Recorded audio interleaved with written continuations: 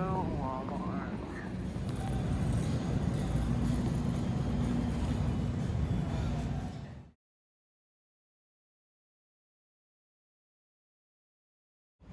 Everywhere you'll see these little stickers here that pertain to this. This is the gas station. You might be wondering what it all means. There's truck scales, there's belt scales, there's gas scales, there's produce scales, there's not for trade scales, there's ISO certified scales, there's scales for everything. And there's a rhyme and reason for everything. Let's talk about it. So for gas stations to be able to charge you an X amount of product, they have to be certified. So they have ISO scales, and this is Department of Agriculture's division here. They have to make sure that they're within the weights that they're putting out for measurements of food. And I told them I wanted $35 worth, and it told me it put out 9.834 gallons. And so you saw the sticker on there. They've already been tested to verify that this scale and this little device here is properly measured. Same thing with the scales that you see at Walmart. Walmart is a big thing right now. They're being sued for $45 million. That's what they settled on.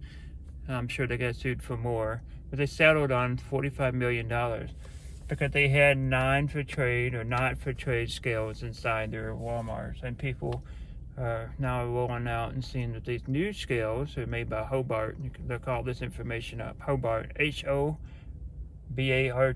and they are ISO certifiable scales, and they're meant to use for trade. And you can have the tolerances on those things. There's different classes. I think it's the class 2 or 3. You can look up their certificate. It's 10-344, I think is what it was. And I'm not sure about that number. Could be something else. It might be 10-130 or something like that.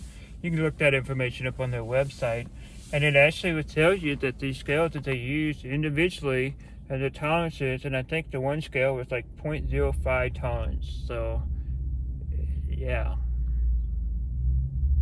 and that's in pounds. So they have to have tolerances within specs to be able to be used in produce, or for measuring and making sure that it's properly charging you the right amount.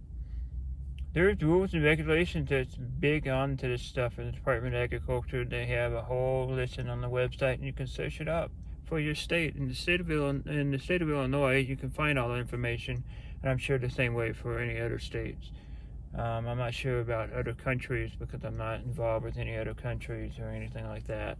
So I'm not sure what your department does for anything. I would be highly surprised at a lot of countries that followed any rules and regulations for this. So they used to have these hanging baskets made by Cardinal Detecto, or they had these smaller ones that was, I'll put a picture of one. It's not of the Cardinal Detecto scale. And these were not for trade or non-for-trade scales, which means they were not certifiable. And their tolerances were not within specs or ranges to be able to say that they are being charged any type of money for this kind of stuff. So Walmart, I'm assuming with this current product with the Hobart, unbeknownst to them, probably was not programmed properly. Somewhere, somehow, some way, they were double charging the amount of meat for the price that they were doing. So there's viral videos online everywhere that you can find this. They was rolled out with this new brand of scale to make it more working for them. So you can see that they have in the first video, as I'm walking into Walmart, you can see that they have a sticker there for Department of Agriculture. You can see that they to the left of that was a sticker for their approval. Basically, well, what they had the sticker there, they had their, this is that item number that they could reference back to that particular scale in that particular Walmart.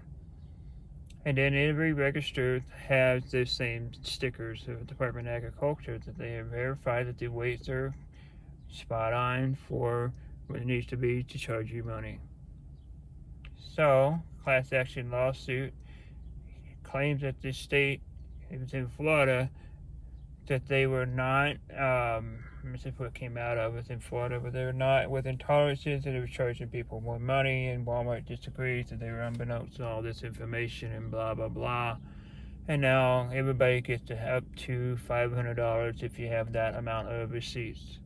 And the guidelines that they have put on, I found this on the NBC's website, it's the same information pulled right out of the Department of Agriculture, that you should be able to take 50 apples and say how much apples weigh, and kind of get that knowledge of if one apple weighs 1 pound, then you're going to be charged X amount of money, and people are not getting charged for that. That's why Walmart got sued. So, I mentioned cardinal scale, a cardinal detector scale. We use cardinal detector scale in the medical field. They use these baskets. They're not used for, weighing anything but body parts in a morgue for those particular baskets. And they use those baskets for people standing, not baskets, they stand-up scale for people to stand on in such as like clinics and whatnot. So there's not been any money or any information being transpired between the two. They have ISO certified scales, and they have non-Fitray scales as well. You can find all their information on their website. And I do know some stuff about cardinal scale because I used to work for the company called Beltway Scales, and Beltway got bought out by Cardinal Scales. I worked for Beltway Scales. It was a conveyor belt scale company. We were non-Fitray. We were not ISO certifiable scale, and we were weighed mostly on conveyor belts. So products for coal mines and you name it, they did it. Figured you'd like to have my 6 minutes worth of information that may or may not pertain to anything to your knowledge. In the future, I will talk about ISO certifiable weights and tolerances of scales, and we'll talk about ISO certifiable scales and who can and can't work on those.